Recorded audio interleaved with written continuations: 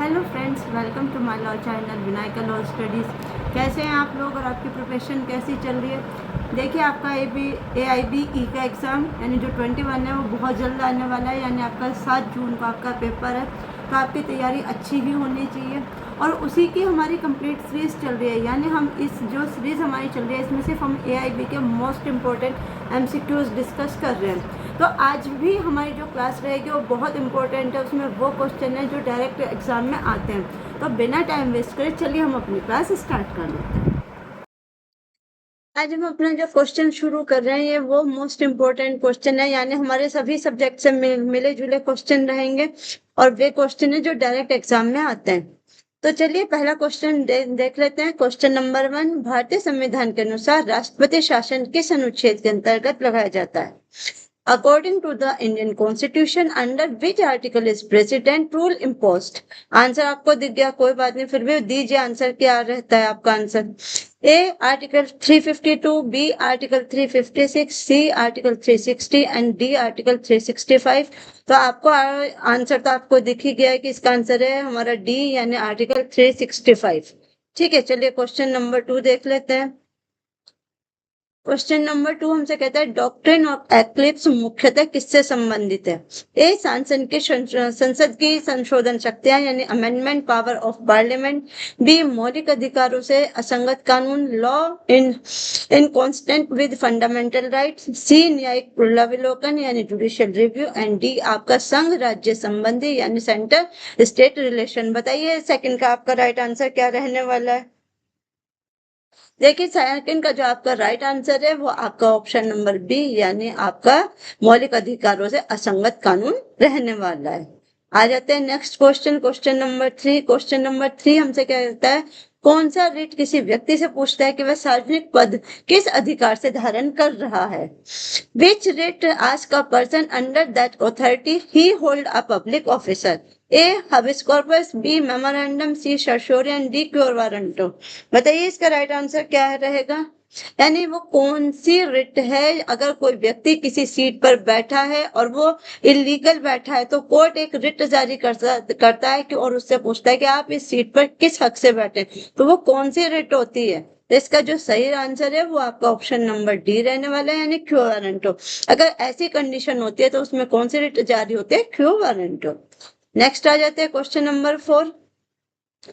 राज्य के नीति निर्देशक तत्व संविधान के किस भाग में दिए गए हैं? In which part of constitution are DPSP provided? बताइए part 2, part 3, part 4, part 4A and part D part 5। बताइए इसका राइट आंसर क्या रहने वाला है फोर्थ का? देखिए इसका राइट आंसर आपका रहेगा ऑप्शन नंबर बी यानी पार्ट 4। सबको पता है DPSP कहाँ दिया गया है? पार्ट 4 में।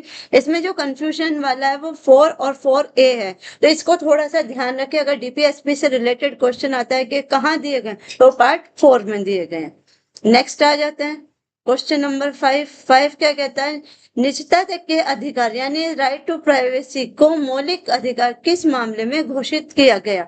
अच्छा क्वेश्चन है और बार बार यहाँ से क्वेश्चन ये एग्जाम में आपका आता ही आता है, तो इसको थोड़ा सा ध्यान से बताइए। और आपके कितने क्वेश्चन ठीक होते हैं, कौन से पे आपकी ज्यादा कमांड है या कौन सा सब्जेक्ट आपका डाउन जा रहा है, ये भी मुझे कमेंट करके जरूर बताएं, ताकि अगर कोई ऐसा सब्जेक्ट है जिसपे आपको ज्यादा फोकस करना है तो हम उसी के MCQs थोड़ा ज्यादा डिस्कस करेंगे फिर क्लास में।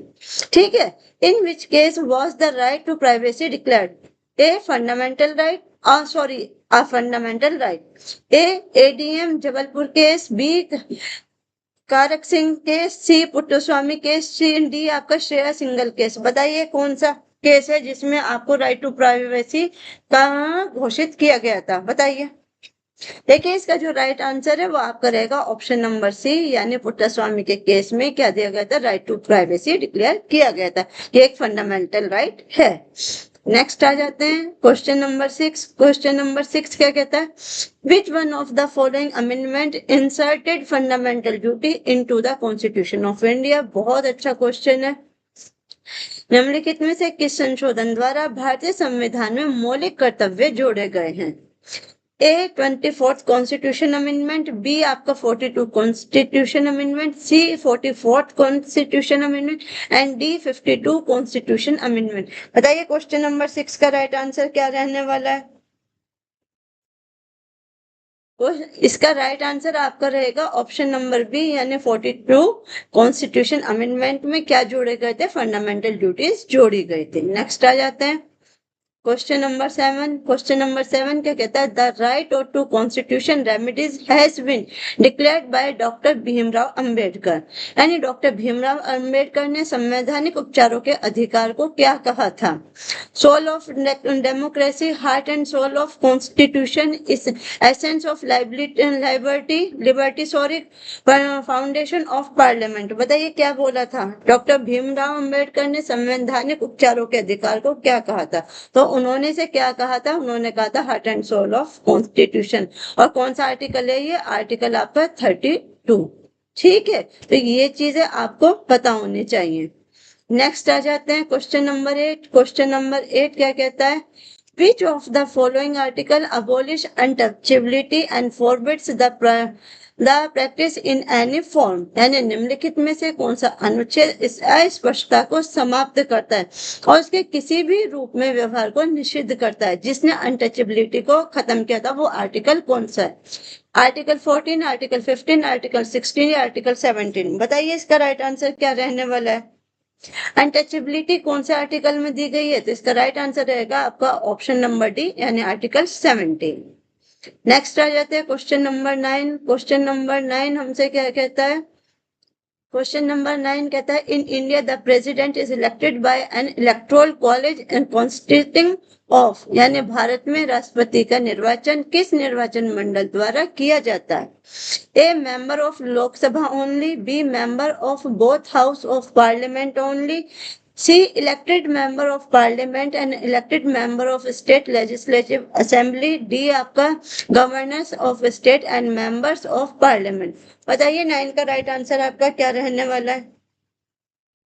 इसका 9 का आपका राइट आंसर रहेगा ऑप्शन नंबर सी, यानी elected member of parliament and elected member of state legislative, यानी पार्लियामेंट और स्टेट लेजिस्लेटिव के मेंबर द्वारा ही क्या किया जाता है? प्रेसिडेंट का इलेक्शन कराया जाता है। नेक्स्ट आ जाते हैं आपका क्वेश्चन नंबर 10। क्वेश्चन नंबर 10 क्या कहता है? Which of the following judgement expand the scope of article 21 by interpreting life to means a life with dignity and not mere animal existence, यानी निम्नलिखित में से किस निर्णय ने अनुच्छेद 21 के दायरे का विस्तार करते हुए जीवन का अर्थ पशुवत अस्तित्व नहीं बल्कि गरिमा में जीवन माना था?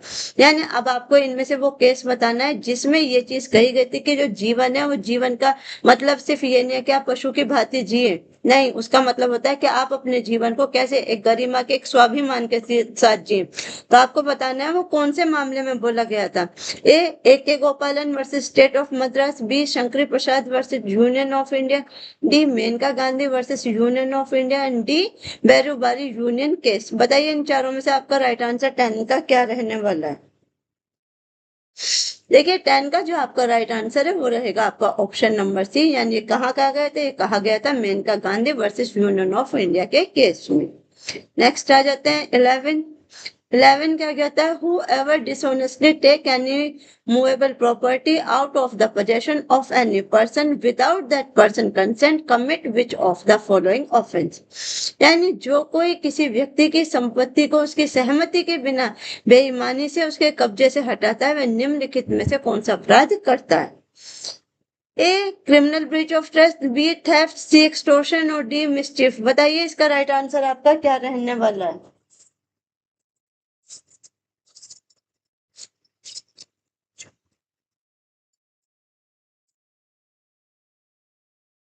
इसका आपका जो राइट आंसर है वो रहने वाला है आपका थेफ्ट, यानी जब कोई भी किसी की प्रॉपर्टी को उसके कब्जे से दूर करता है। कब्जे से दूर कैसे?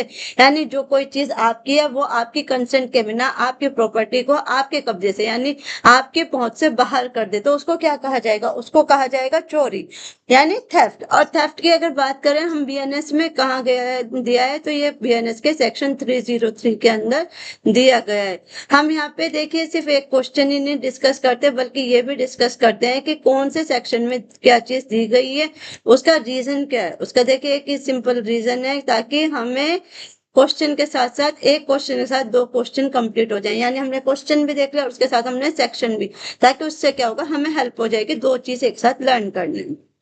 नेक्स्ट आ जाते हैं 12। 12 क्या कहता है आपका?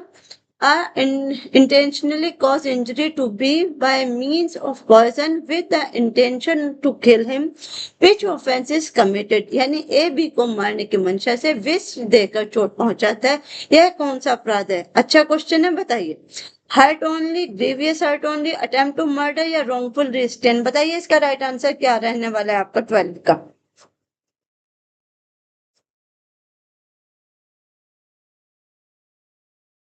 12 का राइट आंसर आपका क्या रहेगा? 12 का राइट आंसर रहेगा आपका ऑप्शन नंबर सी यानी अटेम्प्ट टू मर्डर। अब अटेम्प्ट टू मर्डर कहाँ दिया गया है? सेक्शन 109 के अंदर दिया गया है। किसमें? बीएनएस में। यह तो हमें सबको ही पता है, ठीक है, पता है, कोई बात नहीं, फिर भी हम इसको लिख लेते हैं कि हमें पता रहे कि कहाँ दिया गया है। नेक्स्ट आ जाते हैं क्वेश्चन नंबर 13। क्वेश्चन नंबर 13 क्या कहता है हमसे? विच of the following ingredients is essential of the offence is of cheating? यानी धोखाधड़ी के अपराध के लिए निम्नलिखित में से कौन सा तत्व आवश्यक है? A honest intention at the beginning, B description of any person, C mutual consent and D physical assault. बताइए 13 का राइट आंसर आपका क्या रहने वाला है?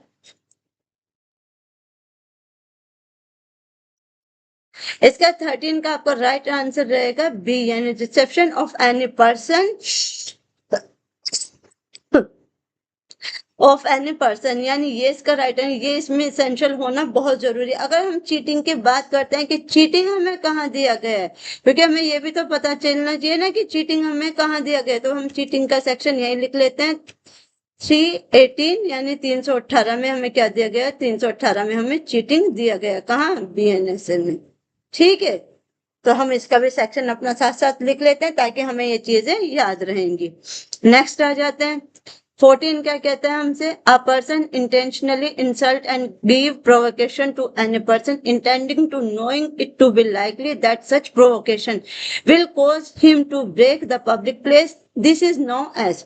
अब देखिए आपको लग रहा होगा ये इतना बड़ा क्वेश्चन है, तो आपको इन क्वेश्चन की इतने बड़े की ही प्रैक्टिस करनी है, क्योंकि आपके एआईबी हो या जुडिशियरी हो उसमें इसी तरह के बड़े क्वेश्चन आते हैं जिसमें क्या होता है हमारा पढ़ने में टाइम जाता है। अब हम इसकी भी एक ना वीडियो लेके आएंगे कि हमें इस तरह से यानी पेपर हमें किस तरह से सॉल्व करना है, जो हमारे 100 क्वेश्चन सॉल्व भी हो जाए और हमारे पास टाइम भी सेव हो। इसके लिए हम कोई नेक्स्ट क्लास में इस बात को डिस्कस जरूर करेंगे, यानी या तो कोई सेपरेट वीडियो लाएंगे, इसको डिस्कस करेंगे। ये भी एक बहुत अच्छी ट्रिक्स हैं जिससे आप अपना पेपर भी पूरा कर पाएंगे और आपको हेल्प भी हो जाएगी कि आपको ये भी पता लग जाएगा उस क्लास में कि हमें बीआरएफ से आंसर निकालना कैसे होता है। तो इसके बारे में हम नेक्स्ट क्लास में बात करेंगे। फिलहाल इस क्वेश्चन को देख लेते हैं हिंदी में भी। एक व्यक्ति जानबूझकर किसी व्यक्ति का अपमान करता है और उसे उकसाता है, इस इरादे से यह जानते हुए कि इस तरह के उकसावे से वह सार्वजनिक शांति भंग कर दे, इसे किस रूप में जाना जाता है? अब इसमें देखिए आप क्या करते हैं, एक व्यक्ति ने क्या किया, देखिए दो व्यक्ति हैं, उसमें से एक व्यक्ति चाहता था कि वो सामने वाले व्यक्ति को इतना प्रोवोक करे कि वो प्रोवोकेशन में यानी गुस्से में आके क्या करेगा, और गुस्से में आएगा और पब्लिक प्लेस पे भी क्या करेगा, यानी या तो बदतमीजी करेगा या शोर मचाएगा या दंगा करेगा या झगड़ा करेगा, वो क्या करेगा? पब्लिक प्लेस की शांति भंग करेगा। तो अगर कोई व्यक्ति इस तरह का ऑफेंस करता है यानी जानबूझकर किसी को उकसाता है, उस किस लिए कि वो सार्वजनिक प्लेस पर क्या करे, उसकी वहां की शांति भंग करे, चाहे दंगा करके, लड़ाई करके, झगड़ा करके, तो इस तरह के ऑफेंस को क्या कहा जाता है? A defamation, B criminal intimation, C intentionally insult with intent to provoke, breach of place या डी एफरे। बताइए इसका राइट आंसर क्या रहेगा आपका? इसका जो राइट आंसर रहेगा आपका रहेगा ऑप्शन नंबर सी क्यों? Intentionally insult with intent to provoke breach of trust, क्योंकि उसका क्या है, उसका इंटेंशन क्या है, उसका इंटेंशन है दूसरे की इंसल्ट करना, ताकि वो क्या करे, गुस्से में आके वो क्या करे, पब्लिक बीच पर क्या करे, वहां की शांति को भंग कर दे। नेक्स्ट आ जाते हैं ऑप्शन क्वेश्चन नंबर 15 क्या कहता है हमारा, under Bharatiya Nyaya Sanhita previous hurt include which of the following, यानी भारतीय न्याय संहिता के अंतर्गत घोर उपपत्ति में से निम्नलिखित क्या शामिल है? बहुत अच्छा क्वेश्चन है, बताइए। Any hurt which cause the sufferer to be in several body pain for 5 days. B. Permanent prevention of the slight of either eyes. C. A simple scratch of the on the skin and D. Temporary headache. यानी आपको बताना है कि any hurt यानी कोई भी ऐसा hurt जिसमें वो सफर करे कितने दिन तक, बॉडीली पेन को 5 दिन तक, या परमानेंट प्रिवेंट हो जाए यानी उसकी एक आंख फूट जाए, एक हाथ टूट जाए, एक पैर खराब हो जाए, या सिंपल स्क्रैच ओनली स्किन के ऊपर सिंपल स्क्रैच यानी छोटे मोटे खरोचे आना, या डी टेम्परेरी हेडेक या कोई ऐसी मतलब कि उसको ऐसी चोट लगे जिससे उसके सर में उसे टेम्परेरी यानी थोड़े टाइम के लिए हेडेक हो जाए। तो आपको बताना है इन चारों में से ग्रीवियस हर्ट को क्या माना गया है, यानी कौन सी इनमें से चारों में से ऐसी कौन सी डेफिनेशन है इन चारों में से जो ग्रीवियस हर्ट में 100% मैच करती है। देखिए अगर इसकी बात करें तो इसका राइट आंसर होगा हमारा ऑप्शन नंबर बी, यानी permanent prevention of slight of either eyes, यानी किसी की आंख को परमानेंट फोड़ देना। जब हमने ग्रीवियस हर्ट पढ़ा था पहले, तो आप मुझे कमेंट में बताइए कि ग्रीवियस हर्ट कौन से सेक्शन में दिया गया। हमने ग्रीवियस हर्ट में क्या पढ़ा था, हर्ट क्या होता है, हर्ट होता है जिसमें आपको छोटे मोटे चोटें आते हैं, जो इसमें हमारे ऑप्शन ए में दे रखा है, यानी छोटे मोटी चोटें। अब ग्रीवियस हर्ट का क्या मतलब था, ग्रीवियस हर्ट में हमने पढ़ा था घोर उपपत्ति, यानी जिसमें कोई आपका एक आंख फोड़ दे, एक हाथ तोड़ दे, आपको एक पैर से अपाहिज कर दे, यानी कोई ऐसी चोट जिसमें आपकी बॉडी का कोई एक पार्ट डैमेज हो जाए, वो कहाँ आता है, वो हमारा ग्रीवियस हर्ट में आता है। तो इसका राइट आंसर क्या रहेगा, इसका राइट आंसर हमारा ऑप्शन बी रहेगा। और अगर हम इसकी बात करें ग्रीवियस हर्ट की, तो ये कहाँ दिया गया है, आप मुझे कमेंट में बताइए, मैं वैसे आपको आंसर दे देती हूँ, क्योंकि बच्चे बहुत से ऐसे हैं जिन्होंने शायद याद रहे या नहीं। ये 117 में हमारा दिया गया, 117 में दिया गया, किसमें, बीएनएस में। नेक्स्ट आ जाते हैं क्वेश्चन नंबर 16 हमसे क्या कहता है, Who can record a confession of or statement under section 183 of the BNSS? BNSS की धारा 183 के तहत कौन स्वीकृति या कथन दर्ज कर सकता है? A. Any police officer. B. Any person in the locality. C. A metropolitan magistrate or judicial magistrate. And D. The jailer. बताइए कौन 183 के अंतर्गत कौन है जो आपके कन्फेशन का स्टेटमेंट क्या कर सकता है, लिख सकता है, रिकॉर्ड कर सकता है। तो आप अपना आंसर दें कमेंट में, मैं आपको इसका राइट आंसर बता देती हूँ। इसका राइट आंसर आपका सी रहेगा, यानी ए मेट्रोपोलिटन मजिस्ट्रेट और जुडिशियल मजिस्ट्रेट। नेक्स्ट आ जाते हैं क्वेश्चन नंबर 17 क्या कहता है, an arrest warrant remains in force until, एक गिरफ्तारी वारंट तब तक प्रभावी रहता है जब तक, बताएं। A. It is cancelled by court which issue it. B. It is execute. C. 10 years have passed. या D. आपका बोथ A and B, यानी जब तक वो कोर्ट द्वारा कैंसिल ना हो जाए जहां से वो इशू किया गया है, या जब तक वो एक्सक्यूट ना हो जाए, या जिसे 10 साल हो चुके हों पास हुए, या ए और बी दोनों। बताइए इसका राइट आंसर हमारा क्या है 17 का। इसका जो राइट आंसर रहेगा वो आपका रहेगा ऑप्शन नंबर डी, यानी ए और बी बोथ।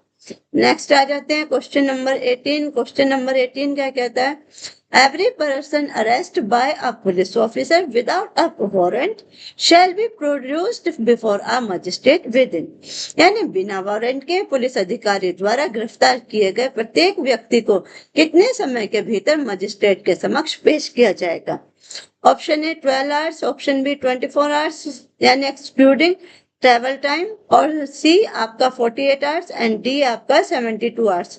बताइए मजिस्ट्रेट के बाद अगर पुलिस किसी व्यक्ति को बिना वारंट के गिरफ्तार करती है, पहले तो आप मुझे ये बताइए कि बिना वारंट के कौन से अपराध होते हैं जिनमें पुलिस गिरफ्तार करती है, ये आप बताइए।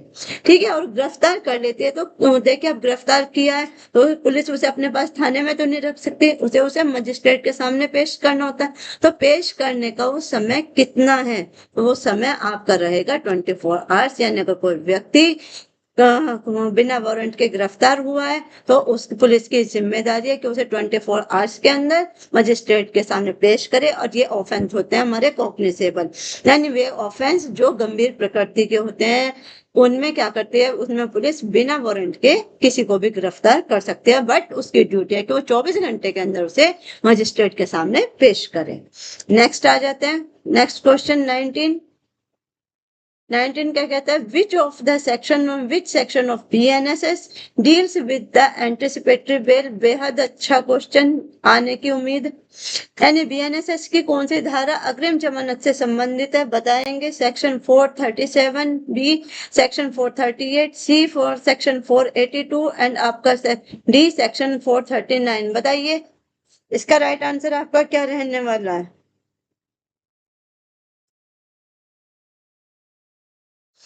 देखिए, इसका जो राइट आंसर है वो आपका रहेगा ऑप्शन नंबर सी, यानी 482, यानी 482 में BNSS की धारा कौन सी है, एंटिसिपेटरी बेल की। अगर इसी को बात करें हम किससे, CRPC से, तो CRPC का सेक्शन वो 438 रहने वाला है। ठीक है, इसके सामने हम लिख लेते हैं हमारा क्या, CRPC। ठीक है, उससे क्या रहेगा, हमें ये दोनों चीजें याद रहेंगी कि हमारा कौन सा सेक्शन कहाँ से है। ठीक है, उससे क्या हो जाती है, अगर क्वेश्चन कहीं से भी आ जाए तो हमें क्या, हमारे को तो आंसर आना चाहिए। ये CRPC का है और ये हमारा BNS का। नेक्स्ट आ जाते हैं क्वेश्चन नंबर 20। अब 20 क्या कहता है, FIR स्टैंड फॉर, FIR का क्या मतलब है।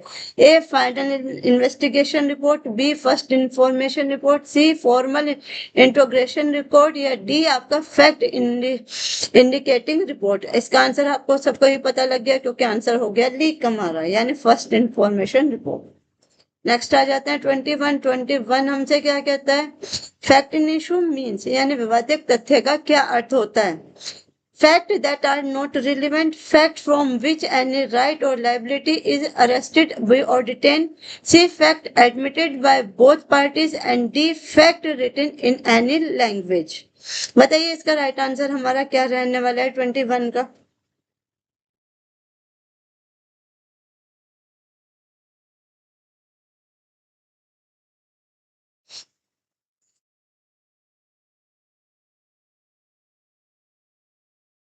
इसका जो हमारा राइट आंसर है वो हमारा रहने वाला है ऑप्शन नंबर डी, यानी fact written in any language. ठीक है, सॉरी सॉरी सॉरी, इसका राइट आंसर हमारा बी रहेगा, fact from which any right और लाइबिलिटी इज अटेस्टेड और डिटेन। एक मिनट, हम डी को इसको हटा देते हैं।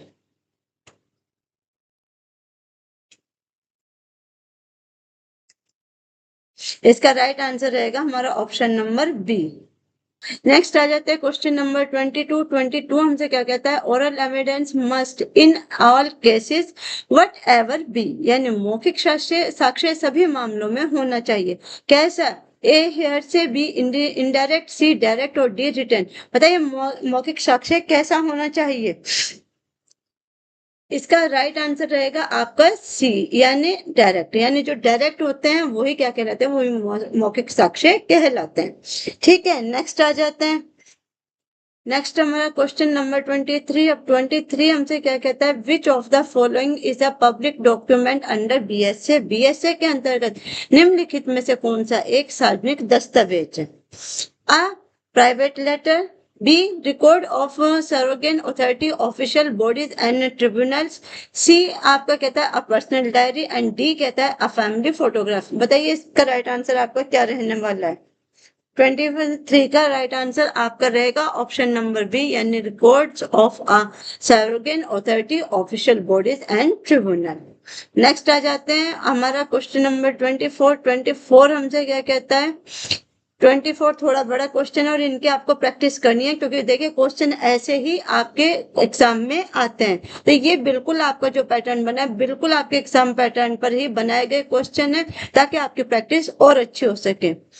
A person who is unable to speak can give his evidence in any other manner in which he can make it intelligible, such as by writing or by sign. Such evidence shall be deemed to be.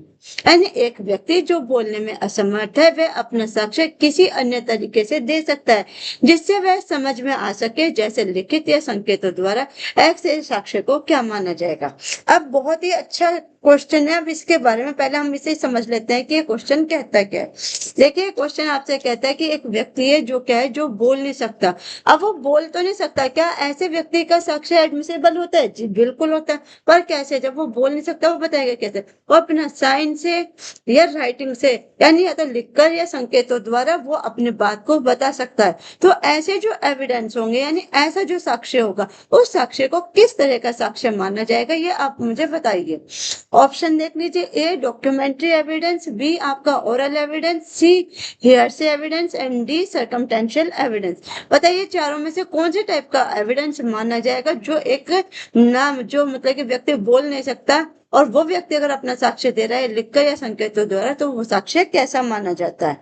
तो देखिए वो साक्ष्य आपका oral evidence माना जाता है, क्योंकि साक्ष्य हमने देखा है ना, जब हमने बीएस से पढ़ा है तो उसमें हमने ये चीज पढ़ी है कि चाहे लिख कर हो, साइन से हो, दीवार पे लिखा हो, किसी धातु पे लिखा हो या कोई साइन बनाया हुआ, इन सभी को एडमिसेबल माना गया है। ठीक है, तो और ये साक्ष्य कौन से होते हैं? ये ओरल एविडेंस माने जाते हैं। नेक्स्ट आ जाते हैं 25 आपसे क्या कहता है? Dying declaration is admissible in evidence, यानी मृत्युकालिक कथन साक्ष्य में स्वीकार्य है। कौन से केस में स्वीकार्य है? A only in civil case, B only in criminal case, C both civil and criminal case and D in neither civil and nor criminal case. मतलब कि जो डाइंग डिक्लेरेशन दिया जाता है, डाइंग डिक्लेरेशन का मीनिंग आई होप तो आप सबको पता होगा। डाइंग डिक्लेरेशन का मतलब क्या होता है? देखिए डाइंग डिक्लेरेशन का मतलब होता है कि वो साक्ष्य जो एक व्यक्ति अपने मृत्यु से पहले देता है, यानी वो मरने की स्थिति में और अपने मरने से पहले अगर वो किसी चीज का क्या दे रहा है, कोई साक्ष्य दे रहा है, तो उसको बोलते हैं डाइंग डिक्लेरेशन। ठीक है, और ऐसे साक्ष्य को क्या माना गया? एडमिसेबल माना गया। क्यों माना गया? क्योंकि हमेशा एक प्रिजम्पशन रखी गई है कि मरने से पहले कोई व्यक्ति झूठ नहीं बोलता। तो अब ये जो डाइंग डिक्लेरेशन है कौन से, क्या सिर्फ सिविल केस में लगता है, क्या क्रिमिनल केस में माना जाता है, या सिविल और क्रिमिनल दोनों में, या ना तो सिविल केस में एडमिसेबल है और ना ही क्रिमिनल में? तो देखिए इसका जो राइट आंसर वो रहेगा आपका ऑप्शन नंबर सी, यानी डाइंग डिक्लेरेशन कहीं भी हो, चाहे सिविल में हो या क्रिमिनल केस में हो, दोनों ही केस में वो एडमिसेबल होता है। और डाइंग डिक्लेरेशन आपको दिया कहाँ है? ये आपका 26A यानी बीएसए के सेक्शन 26A में दिया गया है। अब हमें इसीलिए देखिए, हम इसीलिए यहाँ पे क्या करते हैं, हम सेक्शन के भी लर्न करते हैं हर एक चीज के, ताकि हमें क्या रहे, ये अच्छे से याद रहे कि हमें एक क्वेश्चन के साथ साथ हमारे कितने 2 क्वेश्चन कंप्लीट हो जाते हैं। क्योंकि कई बार एआईबी के पेपर में सिर्फ और सिर्फ सेक्शन बेस्ड ही क्वेश्चन आते हैं, यानी डायरेक्ट इनडायरेक्ट उससे जो आपका इंडेक्स होता है वहीं से क्वेश्चन आते हैं। और मैं आपको बताऊं, जो इतने भी बच्चे एआईबी का पेपर दे रहे हैं उन्हें सबसे पहले की चीज करना है वो है अपना इंडेक्स अच्छे से पढ़ना, क्योंकि वहां पे आपके पास इतना टाइम नहीं होगा कि आप ये सोचे ये कहाँ दिया गया। आप उनको 1 बाय 1 यानी आपके चैप्टर्स दिए गए हैं, सारे चैप्टर्स को पढ़िए कि कौन से चैप्टर में कितना कितना दिया गया है और कहाँ से कहाँ तक दिया गया है। क्योंकि देखिए जितना आपका फोकस इंडक्शन पे होगा, जो डायरेक्ट सेक्शन बेस्ड क्वेश्चन होते हैं वो आपके लिए सॉल्व करने बहुत आसान हो जाते हैं। ये छोटे छोटे ट्रिक्स हम क्लास में डिस्कस करते रहेंगे। नेक्स्ट आ जाते हैं 26 पर। 26 हमसे क्या कहता है? Under the Advocate Act 1961 who has the power to admit an advocate on its roll, यानी अधिवक्ता अधिनियम 1961 के अंतर्गत किसी अधिवक्ता को अपनी नामावली रोल में दर्ज कराने की शक्ति किसके पास है? बहुत अच्छा क्वेश्चन है। अब आप इस क्वेश्चन को पहले समझो। आप लोगों ने वो किया अपना LLB कंप्लीट किया। LLB कंप्लीट करने के बाद आप क्या करते हैं, AIB का जो आप पेपर देते हैं उससे पहले आप क्या करते हैं, खुद को एनरोल कराते हैं ना, यानी कहाँ एनरोल कराते हैं, वो ये क्वेश्चन आपको आपसे पूछ रहा है। A bar council of India, B state bar council of India, C supreme court of India या D high court of India. यानी आप अपने आप को एनरोल कहाँ कराते हैं, किसके पास कराते हैं। तो ये आंसर मेरे हिसाब से तो सभी बच्चे को पता होना चाहिए, इसका आंसर B है। आप स्टेट बार काउंसिल में तो अपने आप को एनरोल कराते हैं। नेक्स्ट आ जाते हैं question number 27। A degree can be, एक डिग्री हो सकती है, कैसी होती है डिग्री कैसी होती है। CPC का बहुत अच्छा क्वेश्चन है, बताएं। वो प्रिलिमिनरी होती है, फाइनल होती है, partly preliminary and partly final होती है, ऑल ऑफ द अबव। कैसी होती है एक डिग्री, देखिए डिग्री आपकी प्रिलिमिनरी भी होती है, फाइनल भी होती है, partly preliminary and partly final भी होती है। यानी इसका आंसर क्या रहेगा, आपका ऑप्शन नंबर डी रहने वाला है, यानी ऑल ऑफ द अबव, जो आप लोगों का फेवरेट आंसर होता है। नेक्स्ट आ जाते हैं 28। In Hindu law a marriage is voidable if, Hindu कानून में एक विवाह शून्य करने होता है, कब। अब ये शून्य करने कैसे होता है, देखिए विवाह या तो वॉइड होगा या वॉइडेबल होगा या कैसा होगा, आपका वैलिड होगा। वैलिड कैसा होता है, यानी जिसको मान्यता दी गई है। वर्ड यानी जिसको खत्म कर दिया जाता है। और वर्डेबल, वर्डेबल होता है सिचुएशन के आधार पर, यानी अगर सामने वाला व्यक्ति चाहे तो उसको खत्म कर सकता है, वो ना चाहे तो उसको खत्म नहीं कर सकते, यानी शून्य करने। अब इसकी तीनों चीज आपको बताना है, अब इनमें से राइट आंसर कौन सा रहेगा। A it is bigamous, B party with suspender relationship, यानी जब पार्टीज कैसी हो, सपेंडर रिलेशनशिप में हो। The consent of the petitioner was obtain by force और फ्रॉड, या डी आपका parties are two of the same gender. तो बताइए ये वर्डेबल कब होगा, 28 का राइट आंसर आपका क्या रहेगा। इसका राइट आंसर आपका रहने वाला है ऑप्शन नंबर सी, यानी the consent of petitioner was obtain, यानी जब पिटिशनर से कंसेंट कैसे ली गई होगी, या तो फोर्स से या फ्रॉड से। तो वो क्या कर सकता है, अब इसको क्या कर सकता है, खत्म भी करवा सकता है, और उसकी मर्जी हो तो उसको कंटिन्यू भी रख सकता है। नेक्स्ट आ जाते हैं 29। 29 का हमारा क्या कहता है, maintenance pendente lite under the Hindu Marriage Act, यानी हिंदू विवाह अधिनियम के तहत लंबित वाद भरण पोषण का क्या अर्थ है, बताइएगा। A maintenance after divorce is grant, B maintenance during pendency of proceeding, C maintenance for the children only, and D maintenance for the parents. बताइए 29 का राइट आंसर आपका क्या रहेगा। यानी लंबित वाद भरण पोषण, यानी जब मेंटेनेंस का केस क्या कैसा चल रहा है, यानी कंटिन्यू चल रहा है, वो रुका हुआ है, तो वो कैसा क्या कहलाएगा, वो आपको क्या कहलाएगा, वो कहलाएगा आपका ऑप्शन नंबर बी, यानी maintenance during pendency of the proceeding, यानी जब वो प्रोसीडिंग के दौरान क्या चल रहा है, लंबित चल रहा है। तो यही इसका मीनिंग होता है। नेक्स्ट आ जाते हैं क्वेश्चन नंबर 30, यानी हमारी क्लास का आज का लास्ट क्वेश्चन। आज की क्लास के हमारे सारे क्वेश्चन हो गए कंप्लीट। क्वेश्चन कैसे थे, आपके लिए हेल्पफुल है या नहीं, ये सब आप मुझे कमेंट में बता सकते हैं। अब लास्ट क्वेश्चन क्या कहता है आपसे, question number 30, which of the following is not a source of Muslim law, यानी इन चारों में से कौन सी चीज मुस्लिम लॉ से बिलोंग नहीं करती, यानी मुस्लिम लॉ का स्रोत नहीं है। क्या, एक कुरान, बी सुना, सी इस्मा, या डी श्रुति। बताइए इसमें से कौन सा एक वर्ड है जो मुस्लिम लॉ से बिलोंग नहीं करता। तो ये आपका रहेगा आंसर ऑप्शन नंबर डी, यानी श्रुति। श्रुति हिंदू लॉ से बिलोंग करती है, हिंदू लॉ का सोर्स है, मुस्लिम लॉ का सोर्स नहीं है। तो यहाँ पे आज हमारी क्लास कंप्लीट हो जाती है। आपको क्लासें कैसी लग रही हैं, आपके लिए हेल्पफुल है या नहीं, ये भी कमेंट में बताइए। और क्लासें अच्छी लगती हैं तो लाइक करें, शेयर करें उन दोस्तों के साथ जिन्हें इन क्लास की नीड है, क्योंकि देखिए इस टाइम सभी बच्चों को इनकी नीड है, जो जो बच्चे AIB का पेपर दे रहे हैं। तो अपने सभी दोस्तों के साथ शेयर करें, क्योंकि देखिए शेयरिंग इज केयरिंग, ठीक है। और तीसरी बात, चैनल को सब्सक्राइब करें ताकि आने वाली सब वीडियो आप तक पहुंचती रहे। तो आज के लिए बस इतना ही। Thank you so much.